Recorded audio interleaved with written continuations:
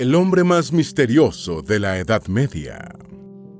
El preste Juan es un personaje legendario, supuesto sacerdote cristiano, nestoriano y soberano de un reino muy rico, situado en un lugar no precisado de Asia.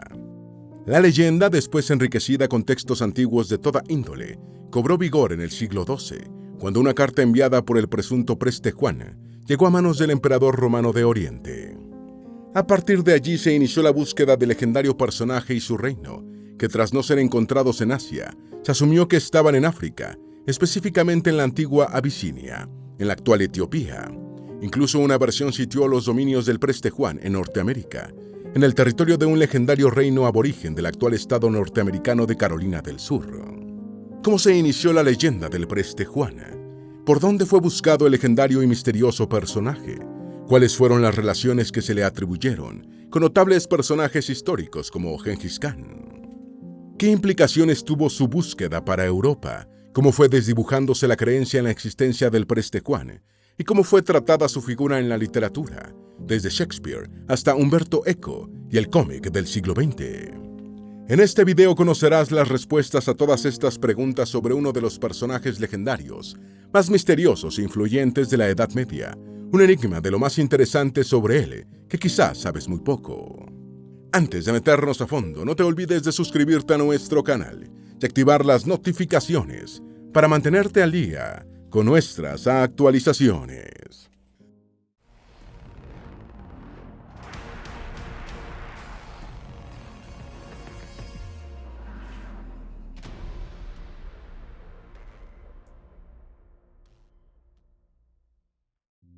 Número 1. La leyenda del preste Juan surgió en el siglo XII. Aunque el origen de la leyenda del preste Juan es confuso, oficialmente su génesis ha sido fechado en una carta recibida en el año 1165 por el emperador romano de Oriente Manuel I Comneno. La carta tenía como remitente a Juan, soberano cristiano y señor de señores, y describía los riquísimos dominios de ese rey en Asia Central. Juan afirmaba vivir en un enorme palacio construido con oro y piedras preciosas, y decía que gobernaba un inmenso territorio que se extendía desde Persia hasta China. Durante muchos años, el preste Juan se convirtió en un mito asociado con el ideal de alcanzar un reino opulento, donde se disfrutaban de todos los placeres materiales y se vivía nadando en la riqueza. Número 2. El libro Hechos de Tomás fue de gran influencia en la leyenda.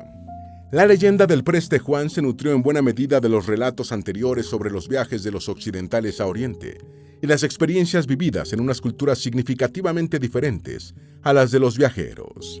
Las historias proselitistas del apóstol Tomás en la India, registradas en el siglo III en la obra Hechos de Tomás, fueron particularmente influyentes en la conformación de la leyenda. Estas narraciones inculcaron en los occidentales la idea de que la India era una tierra de maravillas exóticas y ofrecieron la primera referencia, por parte de Tomás, del establecimiento del primer núcleo cristiano en el lugar, todo lo cual se hizo presente en las posteriores historias sobre el preste Juan. Número 3. La leyenda se nutrió del nestorianismo.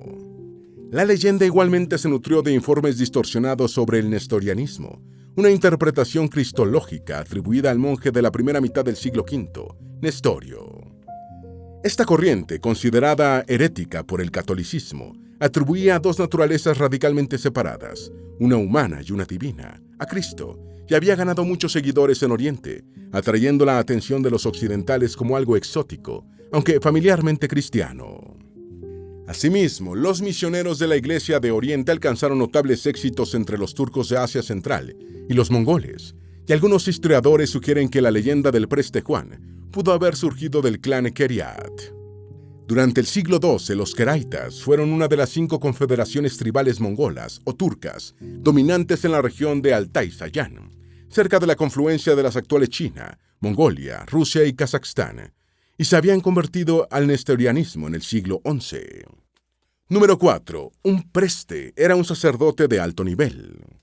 Es posible también que la tradición del preste Juan se haya basado en una misteriosa figura del cristianismo primitivo, conocida como Juan, un presbítero de Siria, cuya existencia fue referida por primera vez por el obispo e historiador eclesiástico Eusebio de Cesarea, con base en los textos de padres de la Iglesia anteriores a él.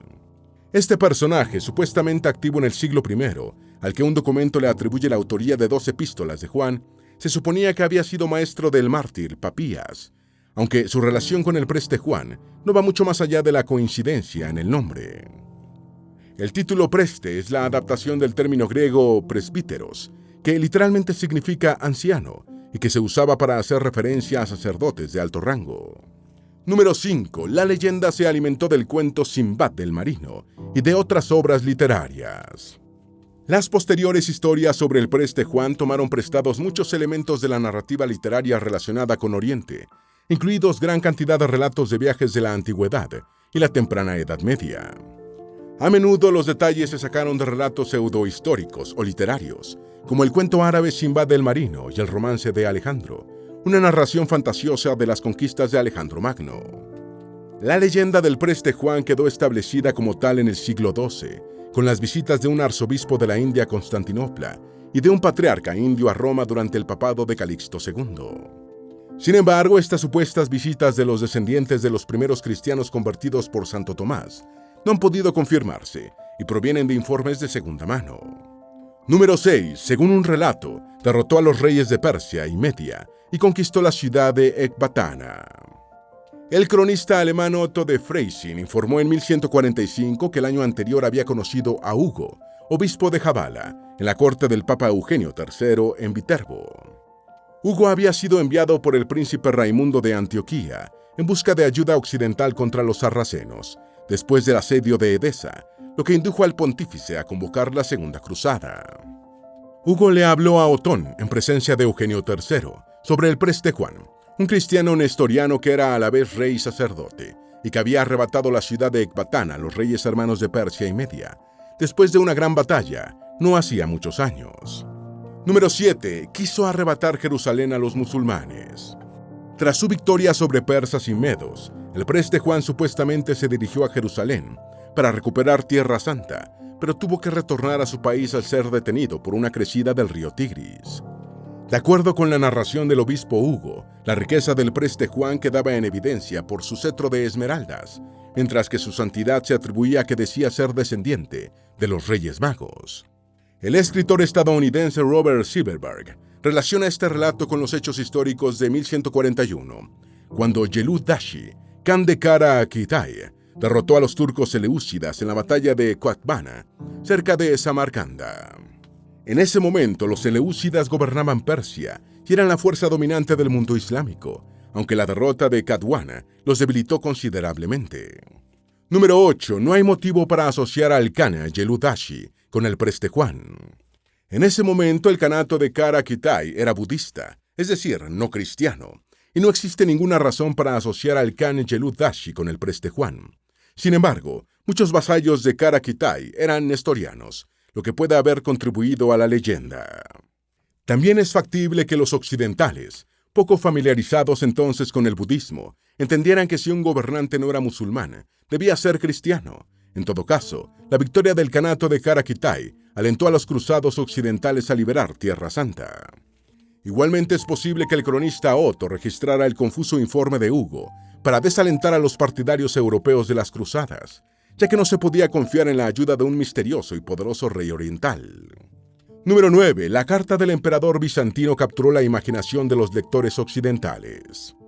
No existen más versiones relacionadas con el preste Juan hasta cerca del año 1165, cuando el emperador bizantino recibió la carta, posiblemente falsa.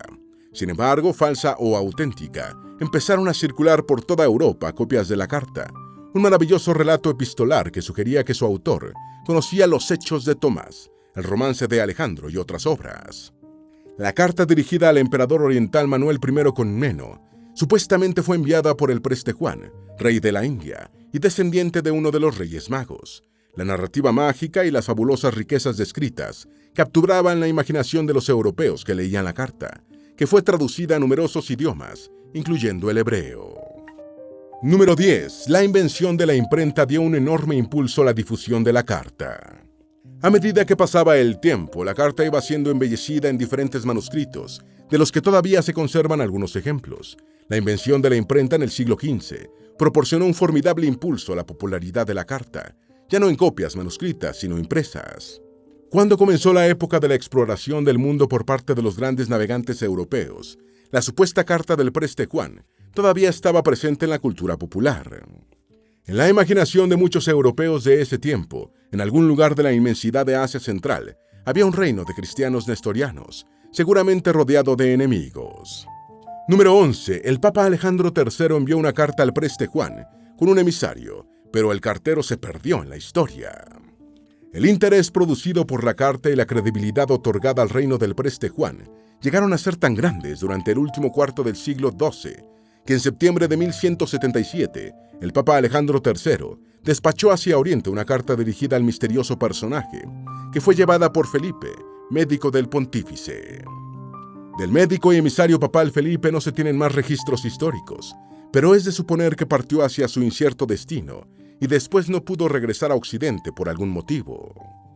De esta forma, el papado no pudo tener información, ni en favor ni en contra, de la existencia del Preste Juan. Número 12. Versiones de la carta fueron copiadas por copistas judíos, italianos y franceses.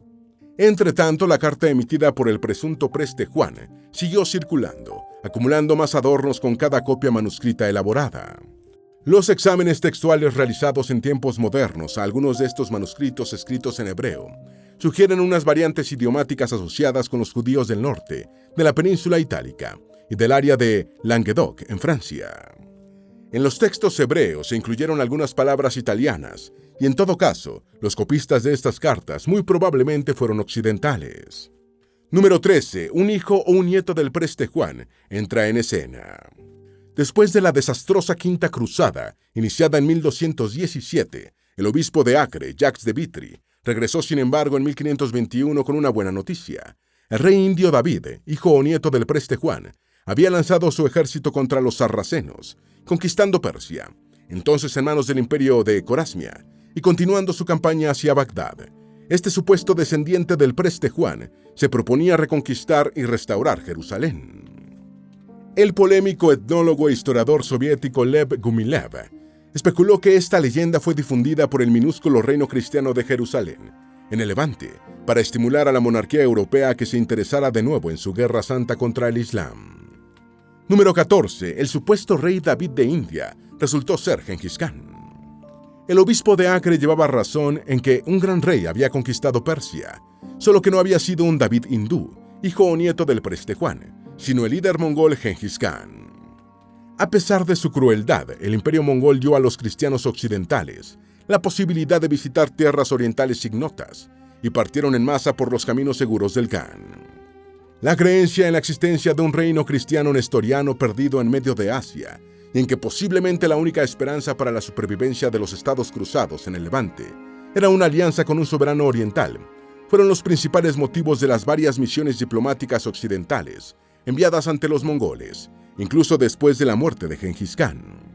Entre estas estuvieron las de los exploradores franciscanos Giovanni da Piana del Carpine en 1245 y Guillermo de Rubruck en 1253. Número 15. Fue vinculado a Gengis Khan como amigo y como enemigo. Durante esta época se profundizó el vínculo entre Gengis Khan y el Preste Juan, quien pasó a ser identificado como Tokrul, supuesto padre adoptivo del líder mongol.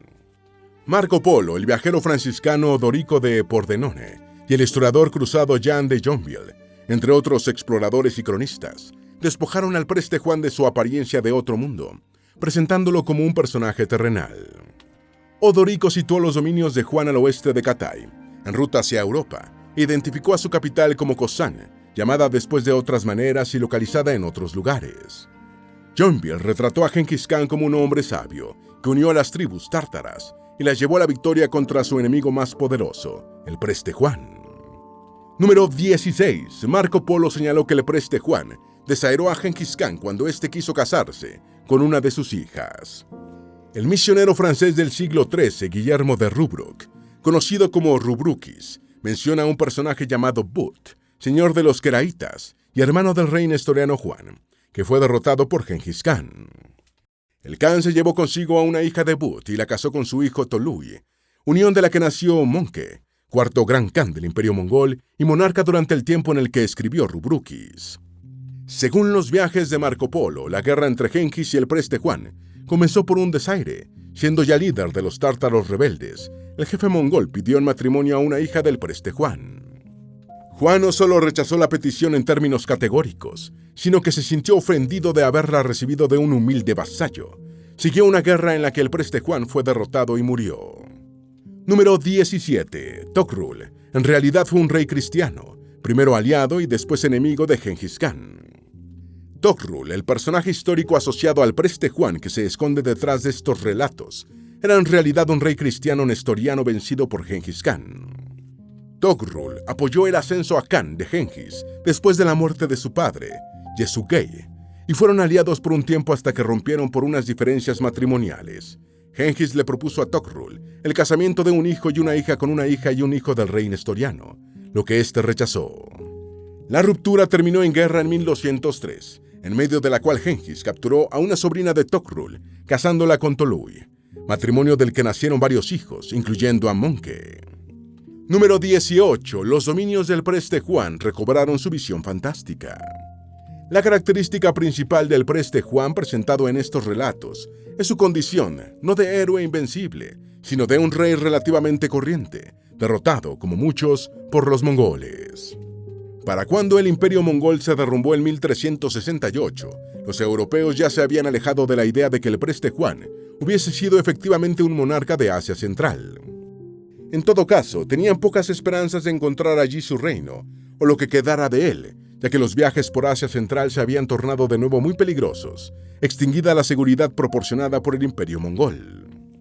En otros relatos, como los de John Mandeville y John de Hildesheim, los dominios del preste Juan recuperaron sus aspectos fantásticos y cambiaron de ubicación, pasando de las estepas de Asia Central a la India y otras localizaciones exóticas. Número 19. La poesía épica relacionó al preste Juan con el Santo Grial. En su poema Parzival, el poeta épico alemán Wolfram von Eschenbach relacionó la leyenda del Santo Grial con la historia del preste Juan, convirtiendo a este en hijo del caballero sarraceno Ferefis y la doncella del Grial.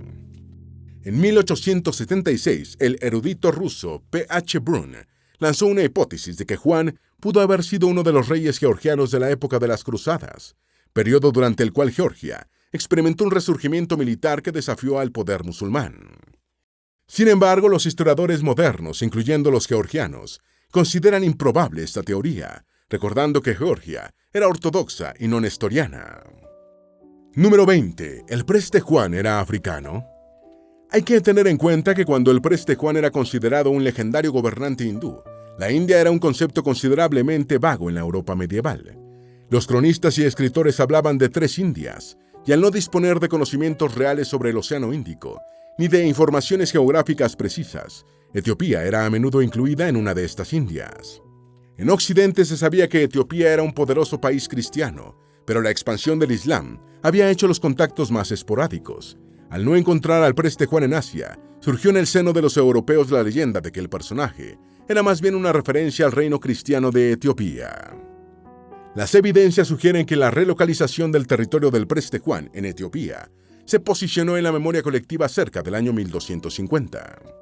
Número 21. El preste Juan fue mencionado por el patriarca de la Iglesia de Etiopía.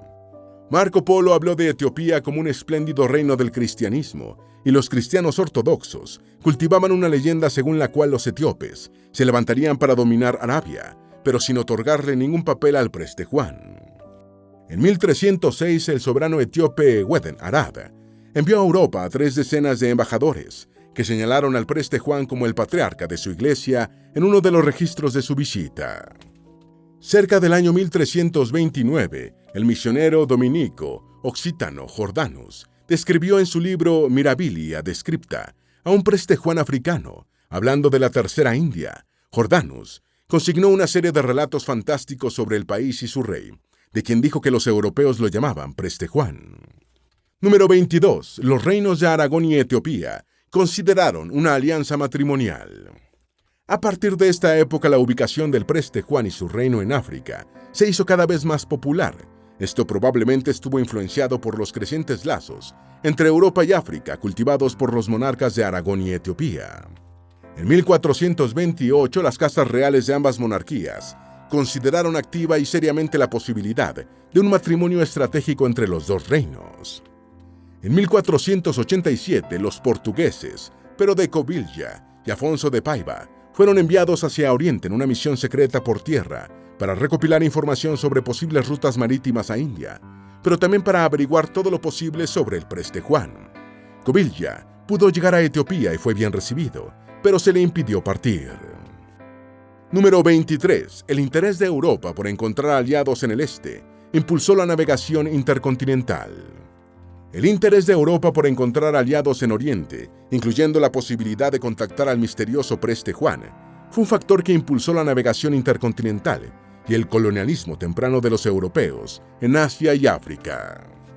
En 1507, después de que el reino de Portugal tomó la isla de Socotra, en el Océano Índico, y ante la creciente expansión islámica, Etiopía buscó una alianza con Occidente. Helena de Etiopía, reina regente, envió al diplomático Mateus a Lisboa y a Roma para buscar una alianza con el rey Manuel I de Portugal y el papado.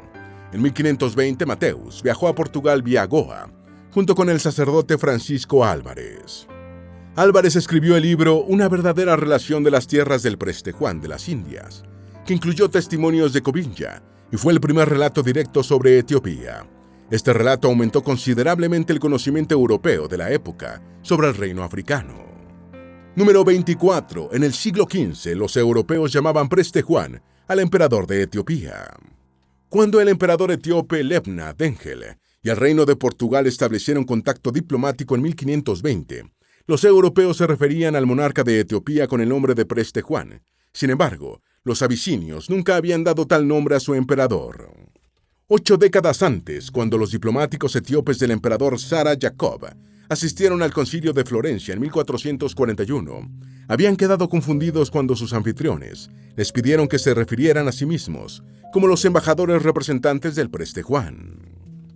Los etíopes intentaron explicar que el nombre de Preste Juan no tenía ningún significado para ellos, pero fracasaron en su pretensión de que los europeos dejaran de referirse a su emperador con ese nombre.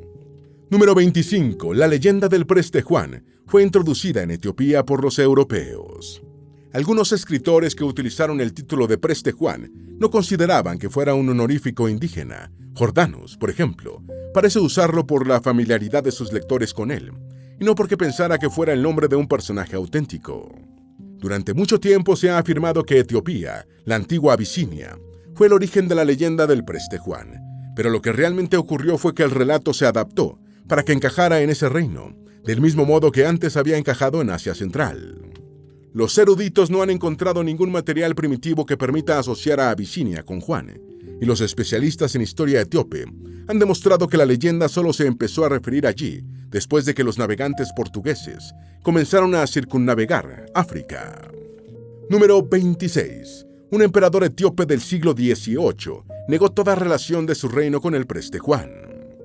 En 1751, el franciscano checo Remedios Prudki le preguntó al emperador etíope Iyasu II sobre la identificación del Preste Juan con su país.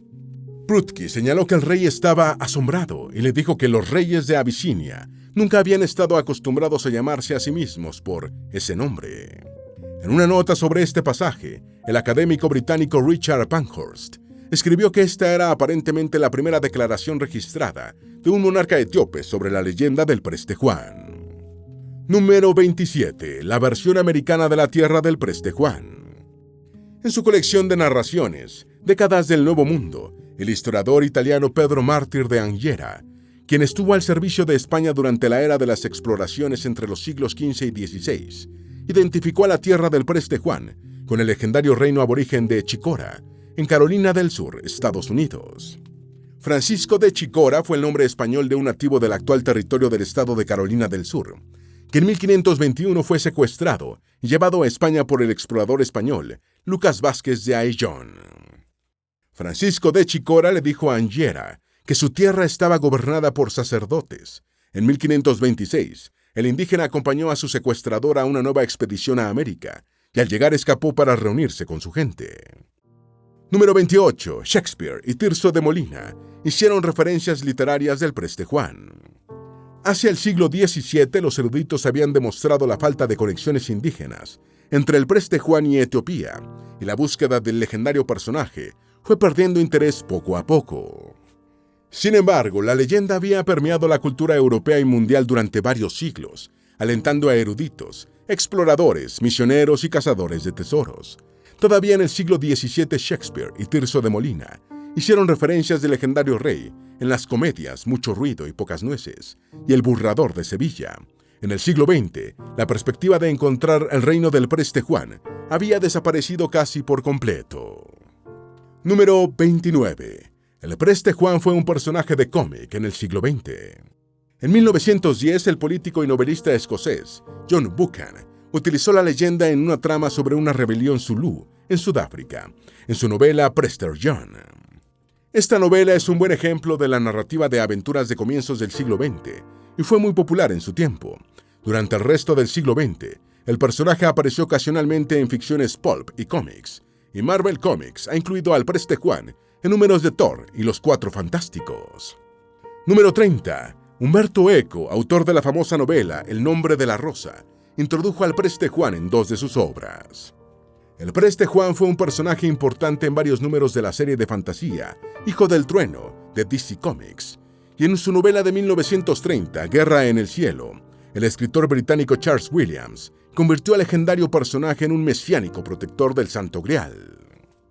En su novela Baudolino, el italiano Umberto Eco introduce al Preste Juan en la trama de la preparación de una carta para Federico Barbarroja, que es robada antes de que pueda enviarse. En el ensayo La fuerza de la falsedad, Eco afirma que la carta del Preste Juan sirvió como coartada para la expansión del mundo cristiano. Número 31. En un ensayo de Aaron Davidson, el Preste Juan sigue gobernando en secreto a través de un descendiente. En 1986, el autor estadounidense Aaron Davidson publicó el ensayo de no ficción Postdata sobre el Preste Juan, en la serie Aventuras en la no historia, en la revista de ciencia ficción Asimov Science Fiction. Este ensayo presenta al reino del Preste Juan, todavía secretamente gobernado por un descendiente. En la novela de 1988, La silla de hueso de dragón, del estadounidense Tad Williams, el Preste Juan es el gran rey del mundo de fantasía. Esperamos que este video te haya sido útil. Si tienes algo que agregar, por favor, compártelo con nosotros en la sección de comentarios. Dale me gusta a este video y envíale el enlace a tus familiares y a tus mejores amigos para que también sepan más sobre el hombre más misterioso de la Edad Media, el Preste Juan. Si eres nuevo en nuestro canal, no olvides suscribirte. No se te olvide seguirnos en todas nuestras redes sociales, que van a estar aquí abajo en la descripción. Recuerda, un pueblo que no conoce su historia está condenado a repetirla.